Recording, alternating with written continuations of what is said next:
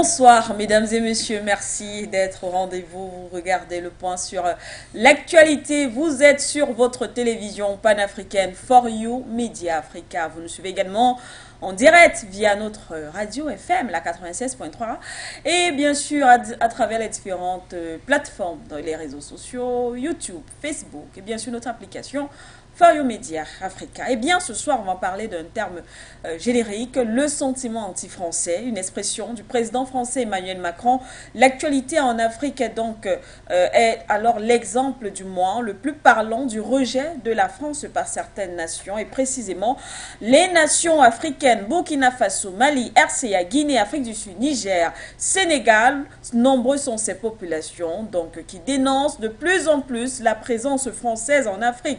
Comment comprendre cela? Qu'est-ce qui explique ce sentiment dit anti-français? Parce qu'il faut le mettre peut-être entre guillemets.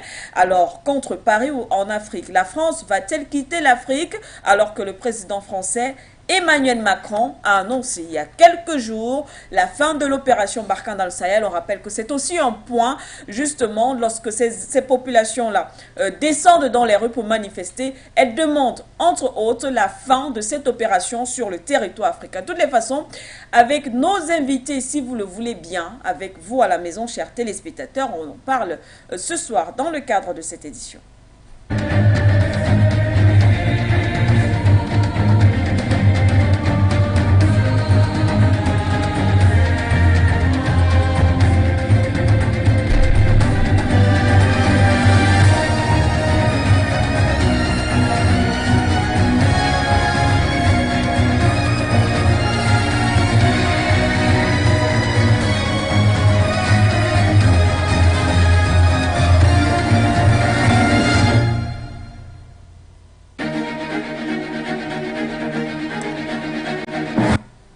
OTEP à toute l'Afrique, merci une fois de plus d'être là ce soir avec nous. Vous nous accompagnez dans le cadre de cette édition, le point sur l'actualité qui commence donc.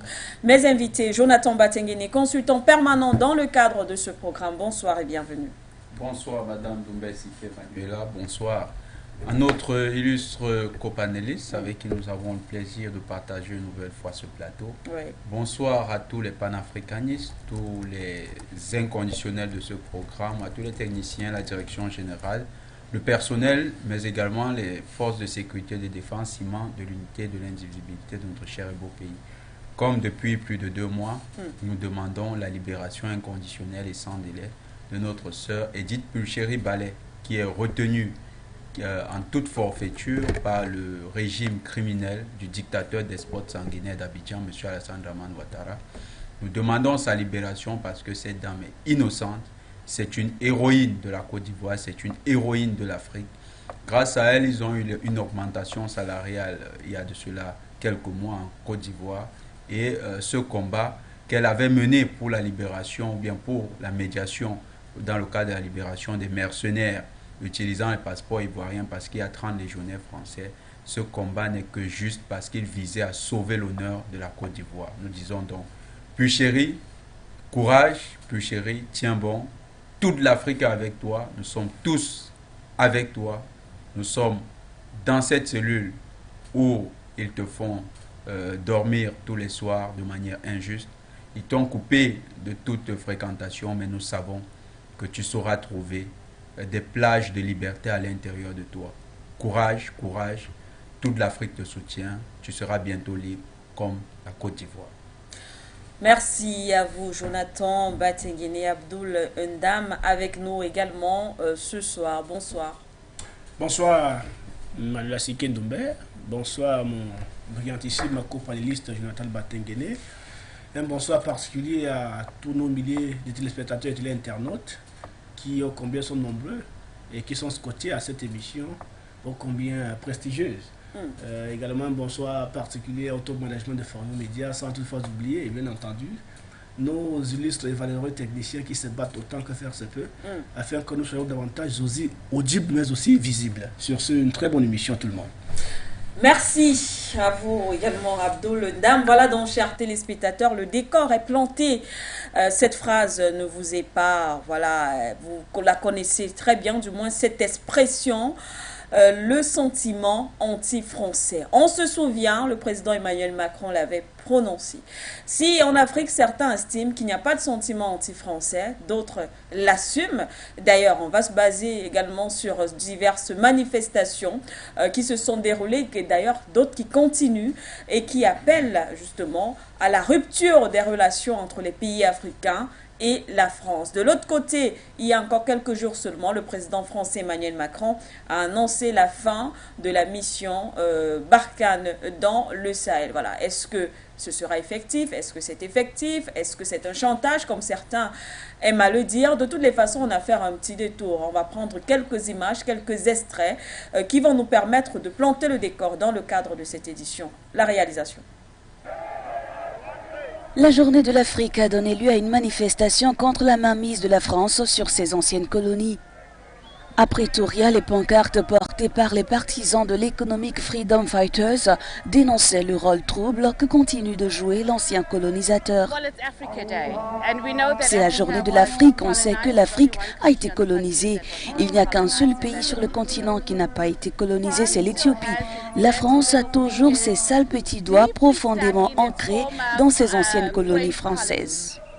Si les indépendances ont été proclamées il y a plus de 60 ans, la liberté, elle, n'est pas encore acquise et plusieurs pays ont encore du mal à se débarrasser du joug français, ont clamé les manifestants. Pour Julius Malema, chef de l'IFF, la France doit quitter l'Afrique.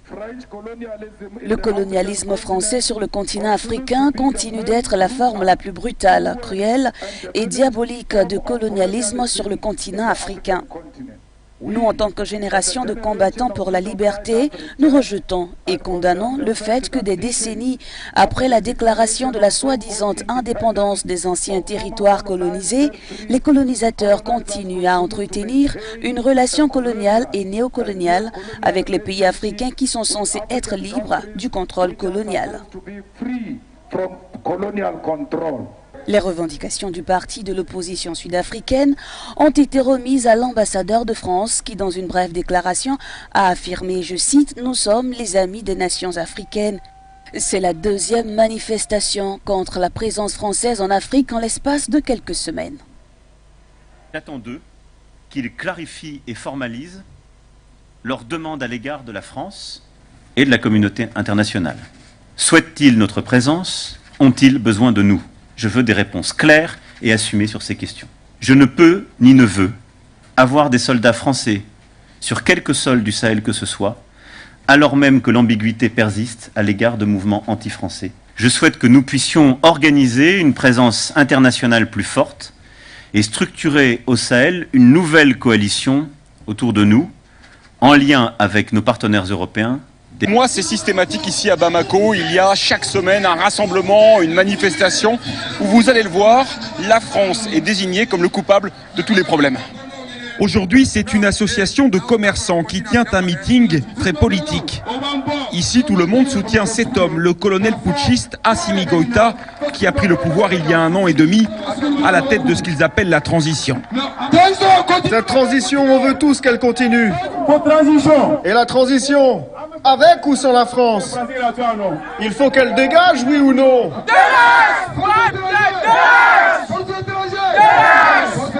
Pour eux, la France est coupable d'ingérence quand elle exige des élections démocratiques. Coupable aussi de ne pas avoir réussi à rétablir la sécurité. Il faut reconnaître ça, la France a échoué dans sa mission au Mali. 8 années sans aucun résultat. Les villages, ça brûle. Les enfants meurent chaque jour. Mais et ça, c'est à cause de la France? Mais ils sont là pour combattre ça, ils sont venus pour ça. Depuis janvier, les manifestations anti-françaises rassemblent des milliers de personnes. La plupart du temps à l'appel de groupes proches du pouvoir malien qui soufflent sur les braises. Ce qui a changé aussi, ce sont ces nouveaux drapeaux qui ont fait leur apparition. Vous pouvez nous expliquer ce que c'est? C'est le drapeau russe. Le drapeau russe? Comment ça se fait que dans un rassemblement aujourd'hui à Bamako, il y a un drapeau russe? Ils sont venus nous aider dans notre combat, surtout au Sahel. Donc on est obligé de les soutenir. On a remplacé la France parce que la politique française, vraiment, on en a marre de ça. On veut son départ. Tout de suite, on signe et puis ils partent. Aujourd'hui à Bamako, il y a très peu de voix dissonantes qui osent contredire ce discours anti-français. Bonjour. Bonjour. L'ancien ministre de la Justice en est une.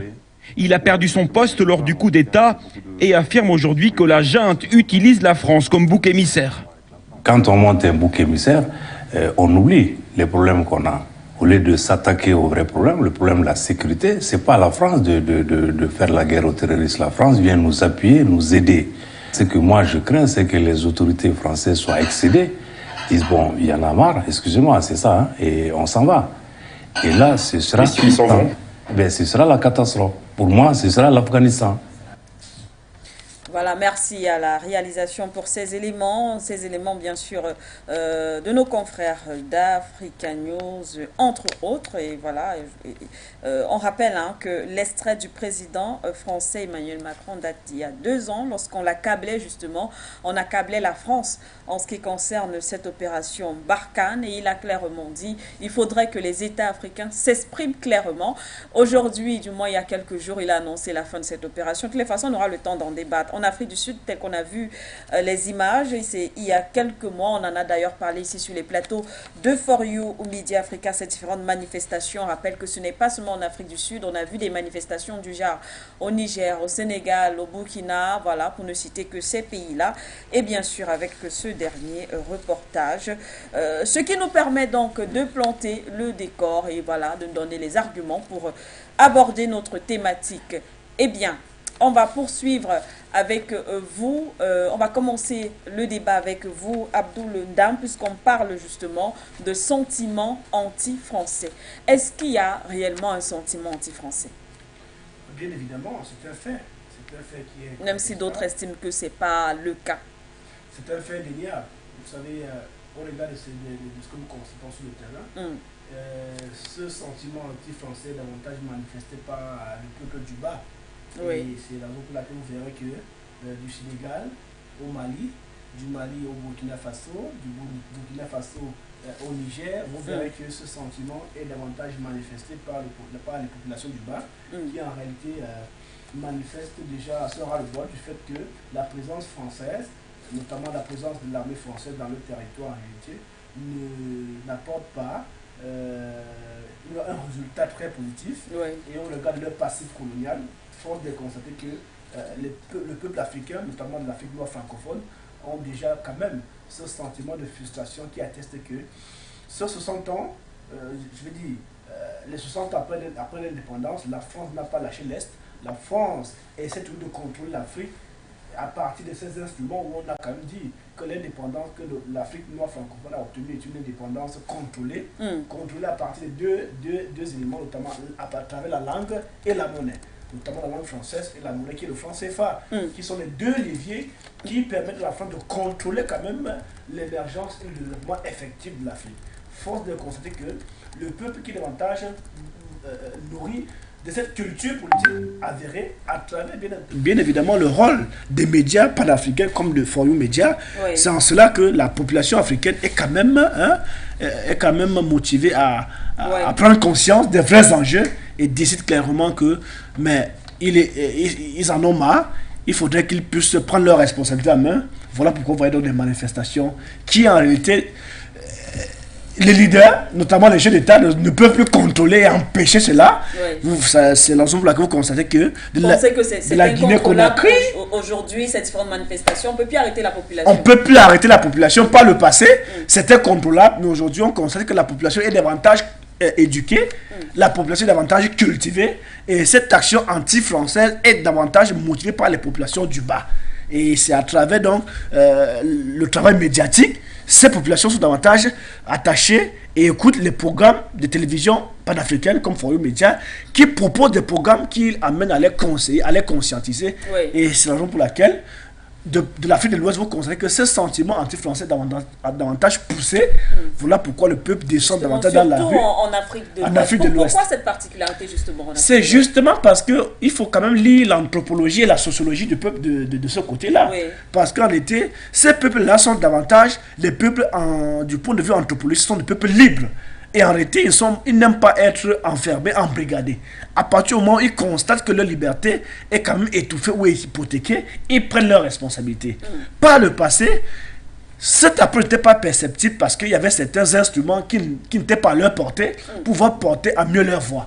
Avec l'avènement des réseaux sociaux, on constate que ces peuples-là, à travers les réseaux sociaux et même les médias panafricains, s'appuient sur ces deux leviers-là pour pouvoir porter leur voix. Voilà pourquoi le sentiment anti-français a poussé d'un cran ces dernières décennies-là à travers l'avènement des réseaux sociaux et l'avènement des médias panafricains comme For You Media. Merci à vous, Abdoul Ndam. Déjà pour ce premier jet, Jonathan Batenguene, on a suivi tout à l'heure ces différents extraits. Et voilà, il y a quand même cet autre, d'ailleurs des personnalités, on a suivi d'ailleurs du côté du Mali, l'ancien ministre de la Justice qui a été interrogé et qui pour lui est revenu par exemple sur le cas de la sécurité et a estimé que le problème de la sécurité, ce n'est pas forcément causé du moins par la France, alors que les populations aujourd'hui estiment que la France est responsable de tout ce qui arrive, plus ou moins, sur l'aspect sécuritaire en Afrique. Il n'y a pas d'embâche là-dessus. Hein. Mais comment comprendre ce discours de ce responsable malien? Ce discours est assez clair de la part des populations qui ont compris le jeu trouble de la France. Ce n'est pas un sentiment typiquement anti-français. Oui. C'est un sentiment anti-impérialiste. Parce qu'aujourd'hui, on a vu les Burkinabés se lever comme un seul derrière le président Traoré pour demander qu'il tienne bon lorsque Mme Nelande a voulu faire des pressions. Mme Nelande, c'est les États-Unis. On a vu ces populations se lever. On a vu au niveau de l'Éthiopie, les peuples se lever contre les États-Unis. Aujourd'hui, c'est une dynamique qui est inarrêtable en Éthiopie. Cet élan contre les États-Unis. Sur d'autres territoires, en RDC, on voit des manifestations contre les Nations Unies. On a vu ça également au Mali.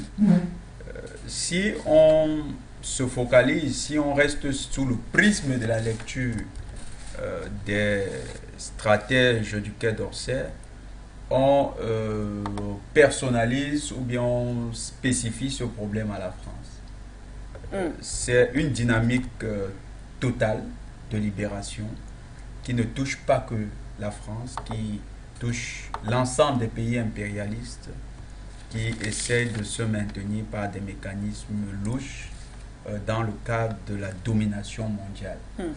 Et la France apparaît au Mali de manière proéminente simplement parce que c'est le pays qui s'arrogeait un monopole dans la gestion, que ce soit des affaires diplomatiques ou même des situations sécuritaires de ce pays. Et cette situation de monopole lui octroyait des privilèges tout à fait alarmants, des privilèges inquiétants et qui n'étaient assortis d'aucune contrepartie pour le peuple. Le clou de l'affaire a été la construction du terrorisme sur le territoire malien. Ce ministre qui s'exprime. Oui. Vous savez, quand vous regardez l'opulence dans laquelle il vit, et vous regardez la précarité des populations, vous comprenez très bien pourquoi on a toujours décrié la France-Afrique. La France-Afrique, c'est un système de cooptation d'une certaine élite à qui on octroie des privilèges qui deviennent des fonctionnaires, des hauts fonctionnaires de leur pays et qui travaillent à la perpétuation de la relation inégale entre leur pays et la France. Ce ministre tient l'argument logique d'une élite qui est au cœur de ce système de prédation. Et c'est ça le néocolonialisme. Est-ce qu'il n'est pas en train de vouloir dire que le problème, ce n'est pas toujours la France? C'est-à-dire que il ne peut même pas, il ne peut pas dédommager la France. Donc, à 100%... Nous avons eu des témoignages de terroristes, plusieurs fois, qui disent avoir été entraînés par les forces spéciales françaises. des preuves matérielles existent. On a d'ailleurs... C'est d'autant plus inquiétant que c'est un ministre, un ancien ministre de la Justice. On a aussi la plainte justement du Mali au niveau du Conseil de sécurité Comment des Nations un Unies. tel haut fonctionnaire peut arriver à un tel niveau de négationnisme, de nihilisme sur une cause qui pourtant est perdue? Parce que les faits matériels sont insolents et éloquents. Ces faits existent. Il ne s'agit pas de la construction irrationnelle du petit peuple. C'est le petit peuple qui découvre que pendant longtemps, il s'est fait berner. Et il a fallu une élite courageuse. Le colonel Assimi Goïta et une société civile alerte.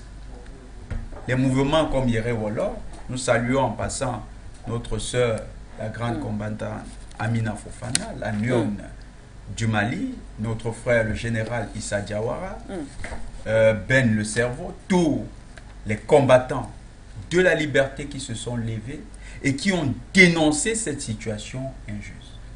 Le rôle de la société civile dans la démocratie occidentale, c'est d'assurer le contrôle des représentants pendant qu'ils sont en train d'exercer leur mandat. Oui. Et cette société civile, pendant longtemps, en Afrique de l'Ouest, a été corrompue par les mécanismes de domination internationale, notamment l'utilisation du capital pour financer leurs études et leur imposer certains résultats. Mais cette société civile indépendante, patriote, républicaine, qui s'est levée au Mali, a permis de dénouer les nœuds d'une situation chaotique qui s'est dessinée avec la contribution des élites maliennes. Et c'est cette société civile qui a ouvert les yeux du petit peuple en dénonçant les complicités internes. Il faut noter que les Maliens, quand ils commencent à manifester, ils ne sont pas au fait des complicités entre la jeune française et les terroristes. Oui, mais au fur et à mesure qu'ils vont creuser pour y voir plus clair, ils vont tomber sur des preuves de cette relation. Et c'est ça qui suscite la révolte des peuples. Cette révolte ne naît pas d'un sentiment. Cette révolte naît du constat d'une relation, du constat d'une situation qui est pipée. D'une situation où la France est coupable d'avoir entraîné des groupes terroristes et de les avoir armés, financés, renseignés et d'avoir coordonné leurs actions sur le territoire. Même si aujourd'hui la France dément justement toutes ces accusations. Il n'y a pas de voleur qui ne dise pas qu'il n'a pas volé. Je n'ai pas encore vu un voleur qui ne le dit pas. Tout criminel commence toujours sa défense par « je n'ai pas commis l'acte posé ». Oui. En fait, et d'autant plus encore que si la France reconnaissait, vous imaginez le tollé à l'international. Tout à fait. Au niveau du Conseil de sécurité, ça ne resterait pas sans conséquence, même si elle est soutenue. C'est une situation. Et dire que la France collabore avec les terroristes, les mercenaires, j'en prends l'expression à mon frère Yam, le docteur Yam, parce qu'il nous a permis de mieux comprendre cette affaire. Les terroristes sont en fait des mercenaires. Oui. Parce que quand vous voyez ces mercenaires, on les arrête souvent avec des euros. Il y a une vidéo que j'ai vue il y a quelques jours. Ces mercenaires recevaient des chargeurs, des munitions de la part de soldats des forces spéciales françaises. Au Mali, quand le peuple malien découvre à partir des bandes pareilles, à partir des images comme ça, que les Français collaborent avec les terroristes qui font des morts, qui font des veuves, qui font des orphelins, qui font des sans-abri, qui font des déplacés internes, qui font des réfugiés, qui occupent les terres, créent des pauvres. Vous croyez que ces populations vont développer un simple sentiment basé sur la haine de la France? Ces populations sont dans le ras-le-bol. Et quand elles découvrent le coupable de leur situation, le complice qui prétend être l'allié dans la recherche des solutions, ces populations sont dans leur bon droit de dire à ce dernier de quitter leur territoire. L'allié aujourd'hui qui a d'ailleurs décidé de quitter justement ce n'est qu'une conséquence logique à sa présence dans décider de partir. Oui. C'est reconnaître simplement que vous êtes persona non grata. À un moment, quand tout le monde vous dit on ne veut pas de vous, vous libérez la salle. C'est un peu comme, et j'ai toujours pris cet exemple, pour ceux qui ont l'habitude d'aller dans les boîtes de nuit, c'est un peu comme ce consommateur qui vient et qui n'a pas les moyens de satisfaire ses commandes. Oui. Et il fait du bruit en plus. Alors quand on se rend compte qu'il est incapable de payer, le plus gentil des tenanciers le jette par la porte de manière désinvolte. C'est ce qui se passe avec la France. Elle a été incompétente de ramener la sécurité au Mali. Elle a été incompétente de ramener la sécurité sur tous les territoires où elle s'est retrouvée, malgré les accords de coopération militaire avec elle. Elle a été incompétente d'expliquer à ces populations d'où venaient les terroristes. Et lorsque ces derniers ont compris que c'était elle qui armait ces terroristes, ces populations ont décidé de la jeter hors de leur territoire. Aujourd'hui, Emmanuel Macron n'a pas pris une décision de quitter. La France a été chassée d'Afrique de l'Ouest. Chassée.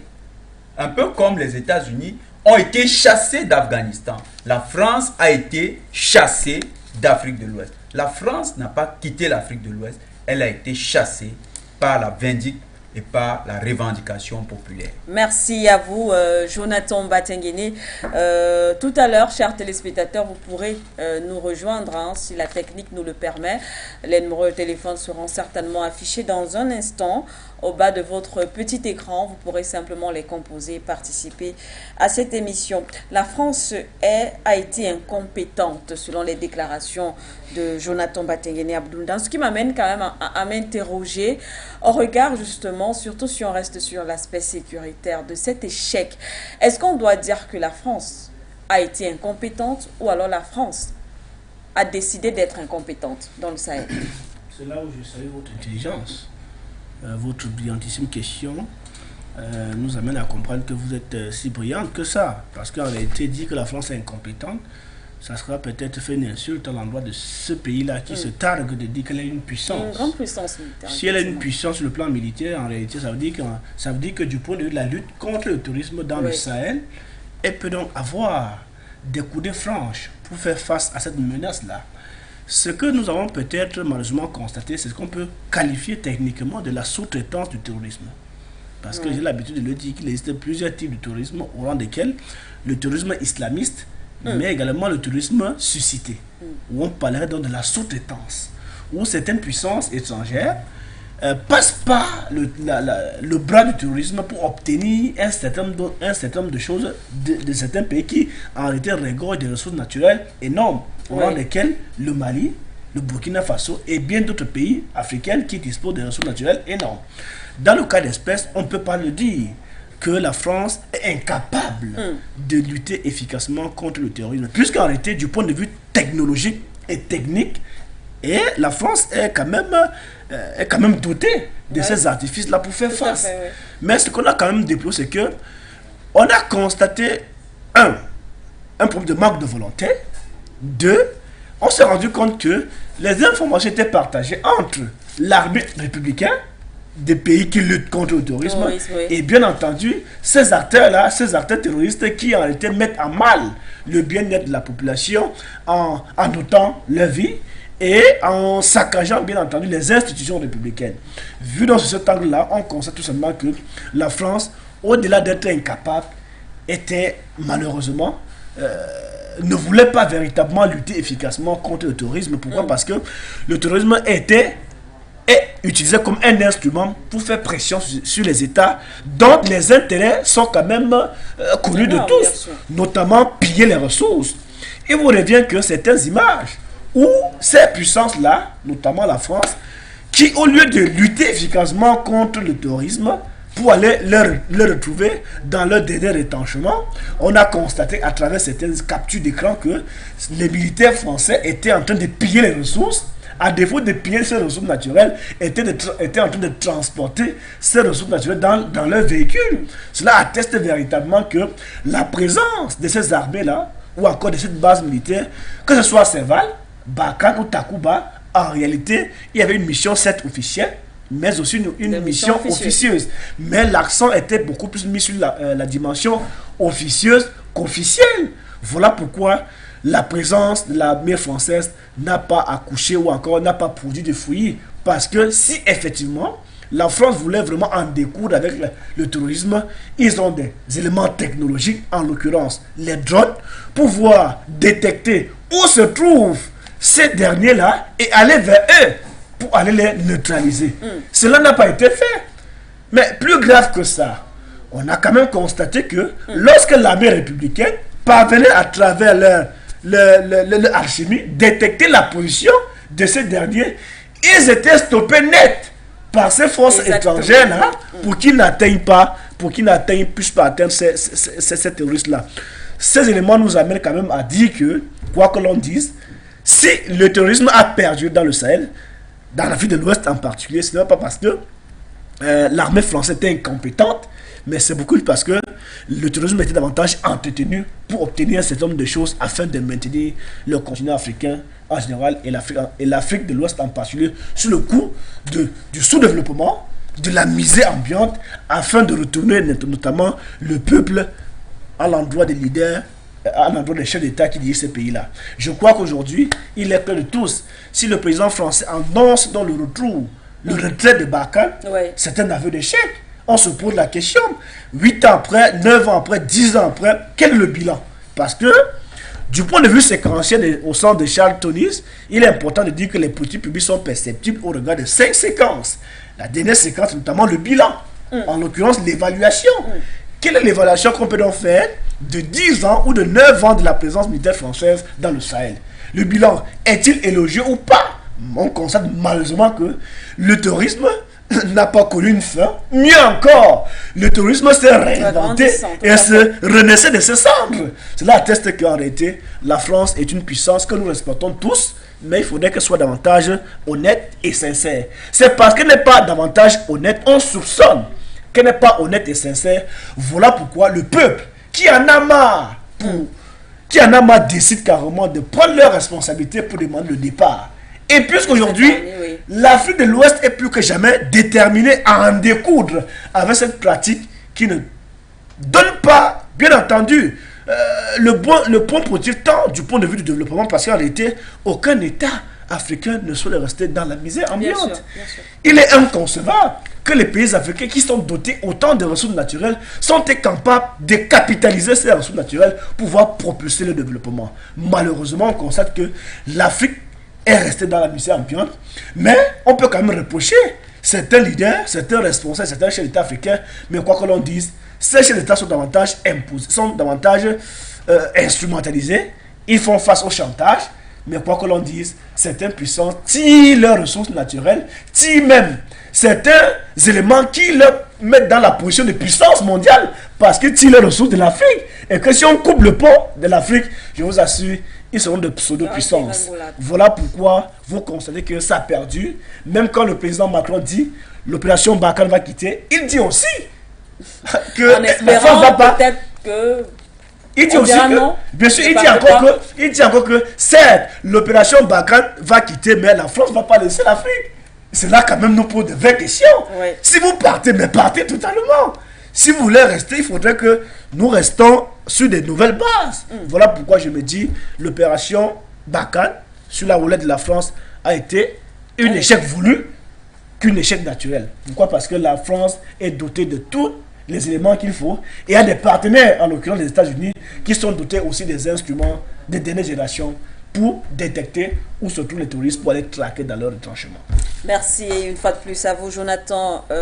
Voilà, Abdoundam, on rappelle justement que durant toutes ces années, on a vu ces différents groupes de rebelles, ces terroristes être armés de plus en plus de manière sophistiquée malgré la présence française justement sur le territoire. On essaye de comprendre pourquoi et comment est-ce que cela pourrait être possible alors qu'on a vu dans certains pays les armées nationales qui n'avaient même pas d'armes justement pour se défendre. De toutes les façons, on y reviendra sur le plateau.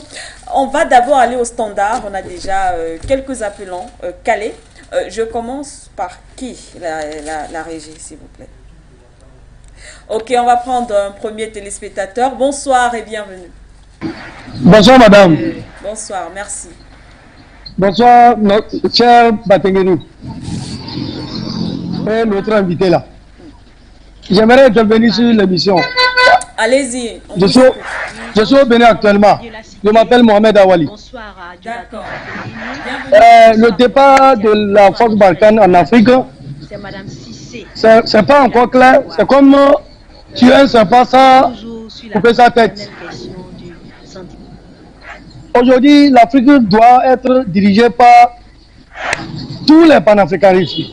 Tout État africain doit avoir une tête africaine pour aller à notre objectif. Sinon, quand je parle ici, ma preuve est que mon pays au Bénin, le Bénin, notre président Patrice Talon a besoin des leaders panafricains. Il a besoin d'un conseil des leaders des panafricains. Je les invite, président Badakani, Batengueni et les autres, de faire un pas vers le Bénin pour leur donner au moins les conseils, pour qu'ils nous rejoignent.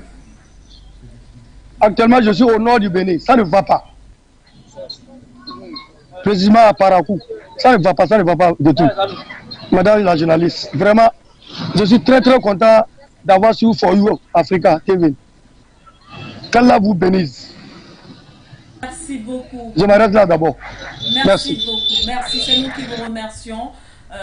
Merci, vous nous suivez justement depuis le Bénin. On vous souhaite en tout cas, on espère que la situation où vous êtes exactement, puisque vous nous faites, vous nous dites en tout cas qu'également de ce côté-là, dans cette partie du pays, il y a aussi ce problème sécuritaire. En tout cas, merci d'être passé par ici et bien sûr, bienvenue dans la grande famille For You aux Médias Africa.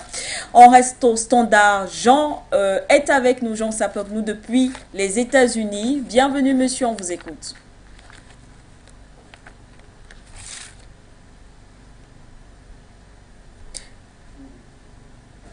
Allô?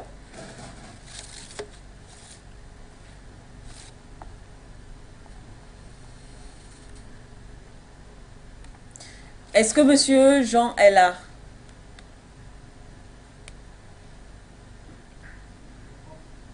Des petits soucis donc avec la régie. Qu'est-ce qu'on fait? Est-ce que l'autre téléspectateur est en ligne? D'accord, on va prendre Madame Cissé en attendant. Madame Cissé, bonsoir, vous êtes en Côte d'Ivoire, merci d'être là. Bonsoir Manuel Asike. Bonsoir. Bonsoir Jonathan Batenguene et bonsoir à notre frère sur le plateau et bonsoir For You Media. Parler des sentiments anti-français. Je vous informe que depuis quelques jours, il y a un déploiement de l'armée française sur le territoire ivoirien. C'est ce à quoi on assiste. Et aujourd'hui, on nous fait savoir que toute la ville de San Pedro, à l'extrême ouest, au nord, pardon, à l'ouest de la Côte d'Ivoire, au sud-ouest de la Côte d'Ivoire, est occupée. L'armée française devient une armée d'occupation. Vous ne verrez même pas l'armée ivoirienne en train de se déployer partout. Mais depuis un certain temps, depuis il y a environ 2 semaines, tout le territoire ivoirien est quadrillé et bouclé par l'armée française. On veut comprendre. Mais voilà comment le sentiment anti-français est né. Mais parler du sentiment anti-français, c'est quoi? C'est ça. Aujourd'hui, l'armée française, le territoire ivoirien, c'est un territoire français. C'est le 41e Bima avec ses chars que vous voyez partout. Mais est-ce normal? Et parler de ce sentiment anti-français, ça équivaut à faire le bilan des relations franco-africaines. Quel est le bilan à l'état actuel où nous parlons? Les Africains ont été lésés. Ça n'a rien donné. Les Africains qui ont coopéré avec la France sont les derniers de la planète. C'est pas un débat, le bilan, il est là. Au plan économique, il n'y a rien.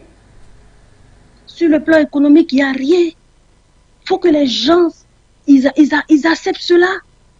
Quand vous voyez la France, l'armée française est accusée de viol d'enfants en Centrafrique. L'armée française se confond au terrorisme au Mali, au Burkina, au Niger. Quand vous voyez ça, comment on peut ne pas parler de sentiments anti-français? C'est légitime. Les Français nous ont floués, les Français nous ont volés, les Français nous ont détruits. La France nous a mis en retard. Mais est-ce que les dirigeants français, au moins, ils en prennent conscience? Est-ce qu'ils sont conscients du mal qu'ils font aux Africains? Est-ce qu'ils sont conscients? Des coups d'État par-ci, des coups d'État par-là. Mais le sentiment anti-français, il est légitime. Au moins, nous, on ne fait pas de guerre. Nous, on ne va pas faire du terrorisme sur le territoire français.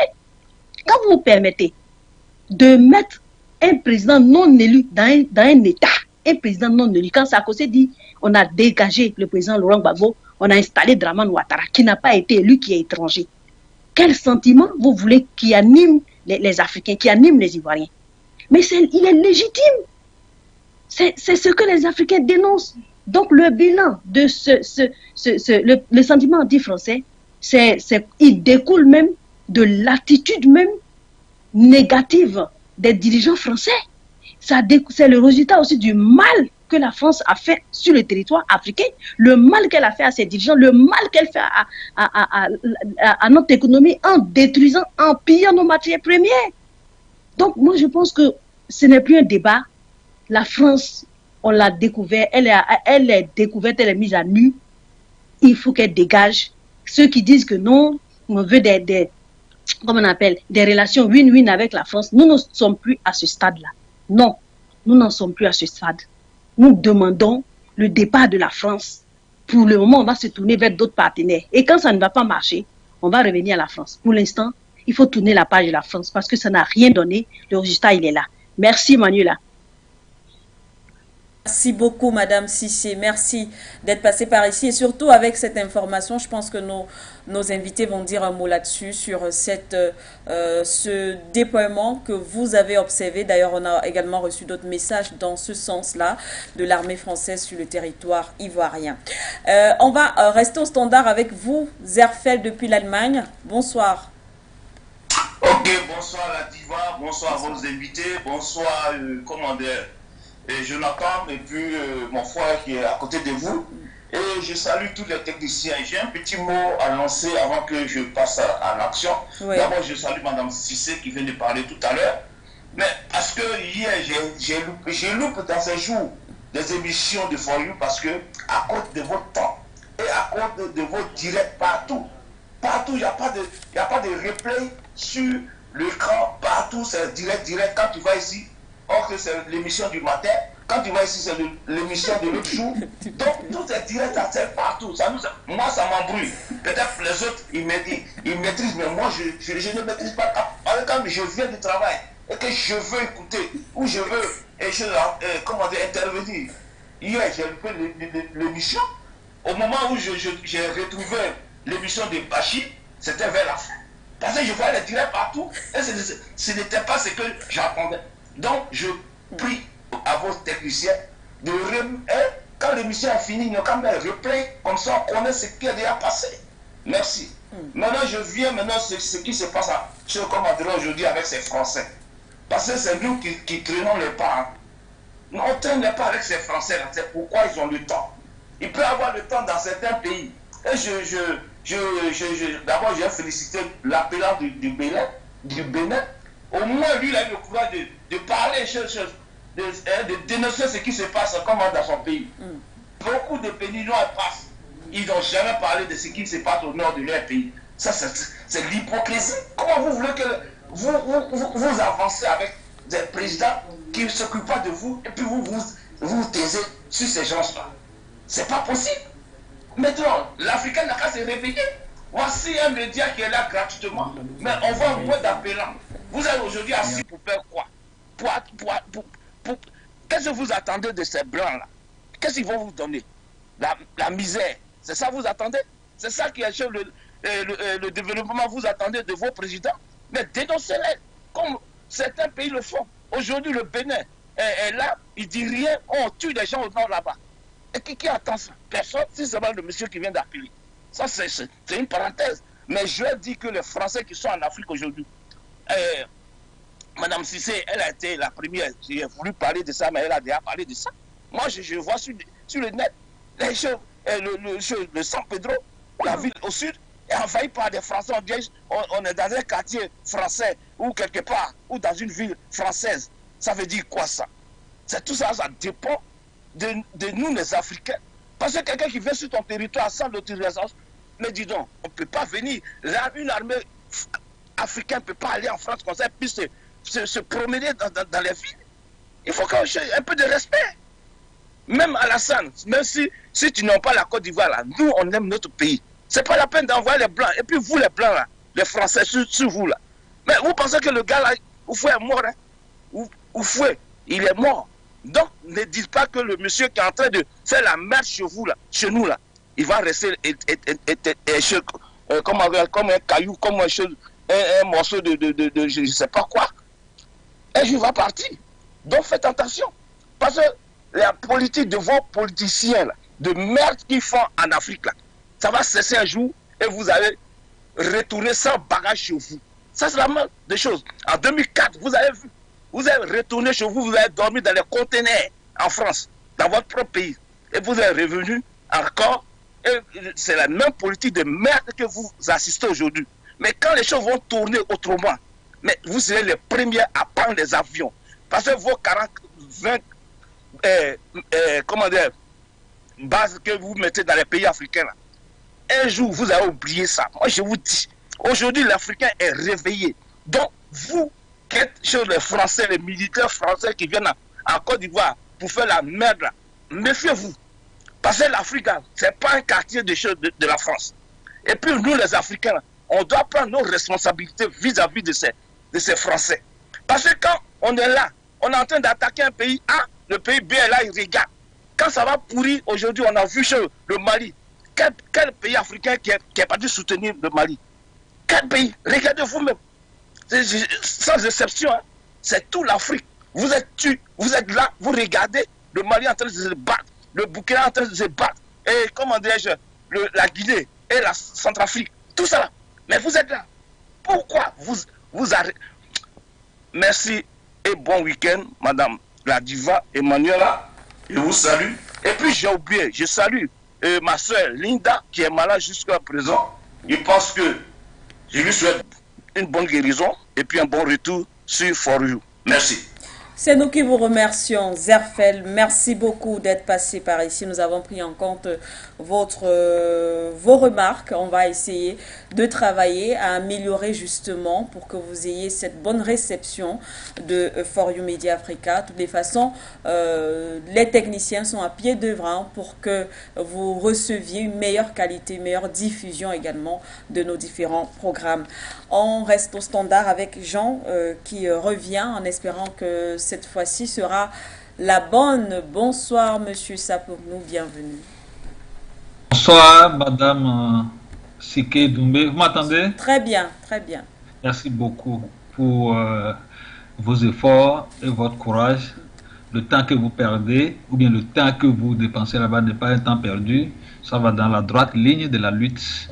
Et nous sommes africains, nous devons nous battre, sacrifier tout pour que, effectivement, la dignité humaine qu'on nous enlève soit restaurée et restituée. Alors, je salue vos invités, Jonathan et puis Abdoul. Et salue les techniciens. Merci. Et vous voyez ce que nous disons aujourd'hui. Si vous l'avez déjà dit que le sentiment anti-français a été, ce mot-là a été prononcé par Emmanuel Macron, c'est eux qui vont dire ça. Pour nous, ce n'est pas un sentiment anti-français. C'est une révolte. Comme l'a dit tout à l'heure vos invités, le peuple africain vient de remarquer d'une façon flagrante que ce pays qu'on appelle la France est un pays, ou bien pour ne pas dire, les autorités sont malhonnêtes. Et ils se disent donneurs de leçons. Ils ne sont pas mieux placés pour nous parler, même pour traiter avec nous. C'est ce que le peuple remarque. Et le peuple voit déjà les marionnettes qu'on a mis au pouvoir, qu'ils ont maintenu au pouvoir, qu'ils sont effectivement des marionnettes. Et ceci, ils voient. Si je prends le cas du premier appelant qui a parlé du nord du Bénin, Parakou. Mais justement, le nord du Bénin, Parakou, nord du Bénin et l'autre là, et Togo, tous ceux-là sont reliés au Niger et Burkina, donc, et qui sont ceux qui sont dans la zone, c'est les Français. Toute la zone du golfe de Guinée, les Français et les Américains disent qu'ils vont broyer. Alors, Patrick Talon, qui est un homme d'affaires, qui a des affaires en Côte d'Ivoire, qui n'a jamais dénoncé ce que Ouattara fait, des inhumanités que Ouattara pratique en Côte d'Ivoire, Patrick Talon n'a jamais le courage de dénoncer cela parce qu'il a des affaires, l'argent en Côte d'Ivoire. De la même manière pour la France, mais pour la France, Patrick Talon se réserve, mais seulement que autour de lui, c'est-à-dire ceux qui travaillent, c'est des pro-français, des gens, les francs-maçons, ceux qui ont les enfants à Paris, qui ont des comptes à Paris, ceux-là pensent que Paris est toujours leur maître. Alors, je vais parler à Amadou qui est au nord du Bénin, Parakou, qui a souligné cela. Justement, sensibilise Amadou. Patrick Talon sait tout. Il est pris entre le marteau et l'enclume. Il choisit alors ce qui l'avantage. Pour vous, jeunes du nord du Bénin et du Togo, ne vous laissez pas manipuler par ces Français, ces barbouzes qui vous proposent une nationalité française. Vous allez aller à Paris et faire cela. C'est faux. C'est faux. C'est vous qui allez vous organiser et les dénoncer. Refuser leur recrutement. C'est tout. C'est pas Patrick Talon qui viendra vous dire non. C'est vrai, il est président. Mais vous le comprenez, vous devez comprendre, tel que le cas de Ouattara qui est là-bas. Laissez ces personnes-là. Ils seront jugés par leurs actes. Ils seront jugés compte tenu de ce qu'ils font. Le résultat de leurs travaux leur reviendra certainement. Alors, le sentiment dont on parle ici, anti-français, ce n'est pas un sentiment anti-français. Si les autorités françaises disent ça, c'est parce qu'elles sont malhonnêtes, ingrats. Elles consomment le mal. C'est pourquoi ils ne voient pas jusque-là le marteau qu'ils ont mis sur les coups des populations africaines. Pour eux, rien ne se passe. Pour eux, ils font bien. C'est pourquoi ils disent sentiment anti-français. Non, et vous n'avez rien vu, je vous le dis encore, vous n'avez rien vu. Nous demandons aux Français, il est mieux pour eux de partir dès maintenant avant que la flamme ne monte. Parce que ça va monter certainement. Nous sommes chez nous. Chez nous veut dire quoi? Nous sommes sur notre terre. Et du jour au lendemain, si nous sommes faibles, nos enfants viendront défendre leur terre. Et vous ne pouvez rien faire. Vous pratiquez trop l'injustice. Je m'arrête là. Il y a trop de choses à dire. Mais que Dieu vous bénisse. Nous sommes le gardien de ce qui est sur les terres africaines. Mais que le voleur qui viendra voler ne vienne pas voler en nous tuant. Nous allons le refouler. S'il demande à coopérer avec nous, d'abord il n'y a plus de coopération entre nous et la France. Non, il ne peut jamais avoir de coopération entre nous et la France. Ça doit partir parce qu'ils nous regardent toujours en bas. Ils se croient comme des dieux. Ils sont, je m'arrête là, il y a des trucs, je m'arrête là, que Dieu vous bénisse, nous sommes en guerre et à la prochaine. Merci. Merci à vous aussi, Monsieur Jean Sapogno depuis les États-Unis. Merci d'avoir appelé. On va rester au standard avec Monsieur Célie, je pense bien. Allô? Oui, bonsoir Madame Sikendoumbe. Bonsoir Monsieur. Bonsoir à vos invités, en particulier Monsieur Batengene. Bonsoir également aux téléspectateurs de For You. Madame Sikendoumbe, le sentiment anti-français, ce n'est qu'une simple politesse que les Africains rendent à la France. Nous avons écouté tout à l'heure Madame Sissi, mais il y a des exemples innombrables. Votre invité, M. Batengene, passe son temps à vous dire que le Cameroun est l'épicentre de l'anti-impérialisme. Mais pour quelle raison? parce que le sentiment anti-français au Cameroun, mais c'est depuis que la France a refusé de nous accorder nos indépendances et a commencé à tuer nos nationalistes. Et c'est pareil dans tous les pays, c'est-à-dire que nous avons accepté l'esclavage, nous avons passé l'éponge sur la colonisation, mais au moment où nous avons demandé notre indépendance, la France a refusé. Et à partir de ce moment-là, c'était terminé, c'était le sentiment anti-français. Mais la différence, c'est quoi, Madame Siké, comme le rappelait votre invité là, qui est à côté de M. Batengene, c'est parce que avec votre travail, vous avez éveillé la conscience des Africains qui peuvent aujourd'hui s'exprimer. C'est aussi simple que ça.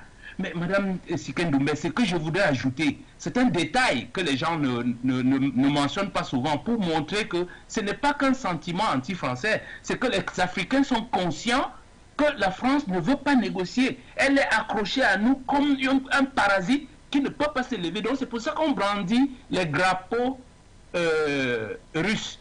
Le fait de brandir les drapeaux russes, ça veut dire qu'on est conscient que ce parasite, que ce ver qui nous ronge ne peut pas partir de lui-même. Il refuse toute négociation. Il faut donc un produit comme un timor. Je ne sais pas si les autres Africains comprennent le mot timor. C'est-à-dire un insecticide puissant pour le détacher de l'Africain. Donc ce n'est pas qu'un sentiment anti-français, c'est que nous sommes conscients qu'il faut dégager la France. Et je vais passer à un deuxième point pour dire, par rapport à la réaction du ministre de tout à l'heure, dont M.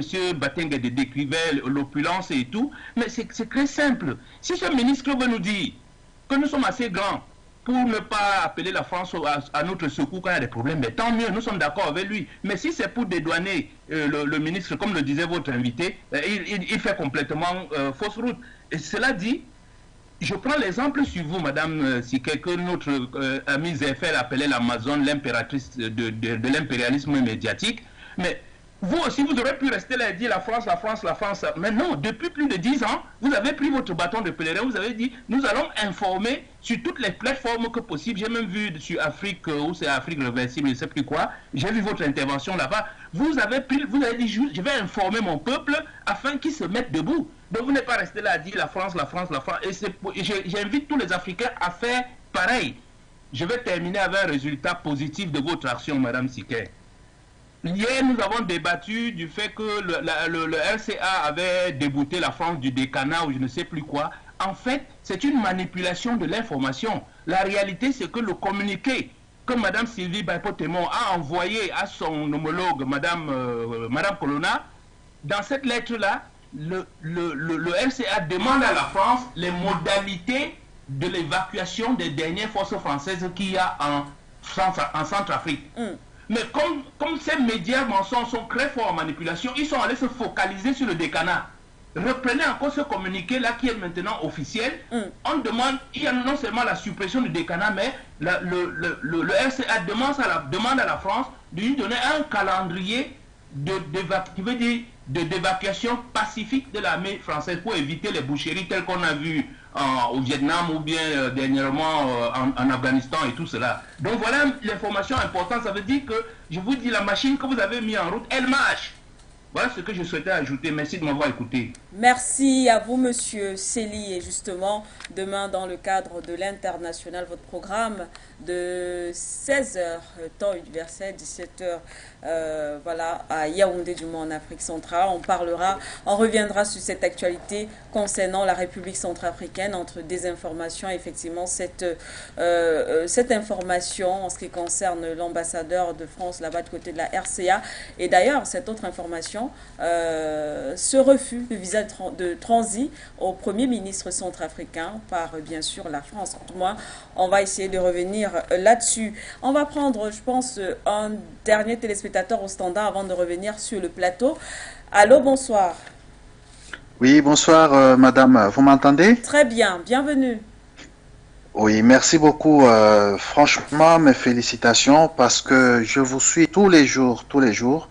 En tout cas, le Cameroun fait un bon travail et nous sommes tous fiers. Hein.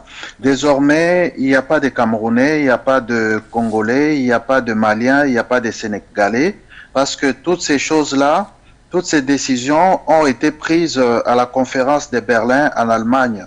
Cela ne nous regarde pas. Nous sommes tous les Africains et nous devons être tous unis comme eux, les Européens, ils sont unis. Ils veulent pas que nous, Africains, nous soyons aussi unis. Parce que une fois que nous serons unis, comme on dit, l'union fait la force. Si chaque pays est en train de se battre de son côté, personne ne pourra s'en sortir. Donc, il faudrait vraiment que nous soyons tous unis et que nous puissions faire tous un seul bloc. Et voilà, même chez nous au Congo, hein, c'est pareil. Hein, vous voyez comment est-ce qu'on est en train de tuer nos frères au Congo, à l'Est, avec la complicité de la communauté internationale. Les Américains qui sont vraiment des principaux acteurs dans l'Est de la République démocratique du Congo, où on est en train de tuer tous les jours sans qu'ils interviennent. Hein, et ça fait vraiment très très mal. C'est pour ça que quand il se passe des choses comme ça, il faudrait que nos autres frères africains, qu'on soit tous ensemble. Il ne faut pas dire que ça, c'est un problème qui concerne que tel pays. Nous, on est de tel pays. C'est comme ce qui est en train de se passer au Mali ou bien au Burkina Faso. Nous devons être tous unis et soutenir les Burkinabés et les Maliens parce que nous sommes premièrement les Africains tous avant qu'on devienne Burkinabés ou Maliens. Donc, voilà. C'est tout ce que je voulais dire. Et que vous voyez que les États-Unis d'Amérique aujourd'hui, ils sont devenus impuissants. Et que la France, c'est pareil, la France est devenue impuissante. Si aujourd'hui la France est en train de chercher à dégager du Sahel, c'est parce que elle a vu qu'elle est au bout. Et que les Africains, actuellement, ils peuvent pas accepter ces genres de trucs. Parce que là, maintenant, c'est la nouvelle génération. On n'est pas... au Moyen-Orient ou au temps de nos ancêtres qui se laissaient faire. Mais aujourd'hui, tous les Africains, on est tous déterminés. Soit nous allons tous mourir ou c'est notre terre qui doit être libérée. Voilà tout ce que je voulais vous dire. Merci, madame. Qui vous remercions. Merci beaucoup à vous, cher monsieur. Si on vous a bien suivi, vous nous appeliez de la République démocratique du Congo, on espère. En tout cas, merci beaucoup d'avoir été avec nous et vous êtes bien sûr à tout moment que vous voudriez bien participer à nos différentes émissions. On vous souhaite en tout cas la bienvenue. Vous pouvez appeler, participer, donner votre point de vue et faire votre analyse. On revient donc sur le plateau. On va poursuivre. Vous remettez la thématique, la réalisation. Jonathan Batenguede, on poursuit puisqu'on parle justement de l'armée, de cette armée française. On a écouté tout à l'heure Madame Cissé, d'ailleurs on a aussi reçu d'autres messages. Et justement cette armée française, on nous parle d'un déploiement du côté de la Côte d'Ivoire. Finalement, l'armée française est présente en Afrique. Même si on annonce son départ d'un côté, on la retrouve de l'autre côté. La Côte d'Ivoire, ils ont ramené le navire Tonnerre, un navire amiral. Ce Tonnerre, c'est un navire qui est dans la flotte aéronavale. C'est une base militaire flottante qui se déplace parce que Tonnerre lui-même, il peut viser des missiles, mais il est très vulnérable. Donc, il se déplace généralement avec autour de lui une flotte importante. Oui. Et les navires qui le protègent passent des sous-marins à des corvettes et d'autres types de navires qui permettent de mener une lutte. C'est un groupe aéronaval qui s'est déplacé en Côte d'Ivoire. Alors, qu'est-ce que cela signifie? Qu'est-ce que ça veut dire que c'est une base militaire française qui est arrivée, alors qu'il y a déjà une base militaire sur le territoire de la Côte d'Ivoire. On nous parle de San Pedro. Oui, il y a déjà une base militaire même à Abidjan, le 41e BIMA. Oui, tout à fait, effectivement. Qui est donc 4000 soldats français qui sont là stationnés, qui sont renforcés par près de 400 soldats venant du navire Tonnerre, avec des capacités de frappe à près de 1000 km avec le navire Tonnerre lui-même. Et ils ont déployé des forces dans le nord de la Côte d'Ivoire. Tout porte à croire que effectivement ils savent que les jours de Alassane Dramane Ouattara sont comptés. Il y a des conditions sécuritaires délétères dans ce pays. Il y a une armée qui l'a lâché. Il faut le reconnaître, l'armée l'a lâché. Aujourd'hui, il ne peut plus compter sur l'armée ivoirienne qui a été humiliée au Mali. Et plusieurs militaires qui l'ont lâché ne sont pas prêts à le défendre si jamais il y avait une situation sécuritaire chaotique. Donc l'armée française qui se déploie en Côte d'Ivoire, il y a ça, il y a aussi la situation au Mali. Ils voudraient se prépositionner pour une éventuelle attaque sur le Mali, voire le Burkina. Ils ont renforcé ces positions pour ces deux objectifs. D'accord. Tous les Africains, on observe, mais il faut dire une chose. Vous sentez par là? La France a perdu sa guerre en Algérie. La France a perdu sa guerre parce que moi je présume pas, la France n'est pas forte. La France a perdu une guerre en Algérie. La France a perdu une guerre au Vietnam quand c'était encore l'Indochine. Oui. La France a perdu la deuxième guerre mondiale et c'est les Africains qui ont libéré la France avec les autres nations. La France n'est pas une puissance mondiale. La France est un nain géopolitique, mais qui bénéficie d'une avance technologique considérable du fait de son adhésion en tant que, Jonathan pays majeur de l'OTAN. On reviendra certainement dans une prochaine édition. En une minute pour sortir avec vous, Abdoul Ndam, s'il vous plaît. Donc, ce que l'on peut dire, c'est que le constat, il est pragmatique. Et ce que l'on peut dire, c'est que on invite tout simplement nos chefs d'État de ne pas être en déphasage avec la volonté populaire et d'accompagner quand même ce peuple qui a soif, bien entendu, d'avoir cette autonomie. Et bien entendu, ce peuple-là qui sollicite plus que jamais le partenaire qu'il estime sérieux, notamment la Russie et bien d'autres. Vous voyez partout, Madame Madrasike, que ce soit au Niger, au Sénégal, à RCA, en République démocratique du Congo, le drapeau de la Russie est... Le drapeau français est remplacé par le drapeau russe. Cela démontre qu'en réalité que si les chefs d'État sont élus par le peuple, cela suppose conséquemment que les leaders, notamment les chefs d'État, doivent écouter le peuple pour pouvoir mettre en pratique les aspirations du peuple. Par conséquent, pour sortir définitivement, il est clair que la France a perdu la main. Il faudrait que la France revienne sur de nouvelles bases, qu'elle cesse d'être condescendante et respecte les pays africains.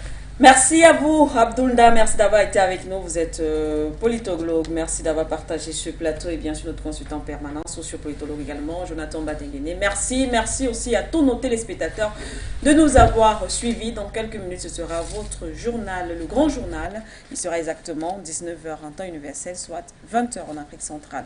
À très bientôt.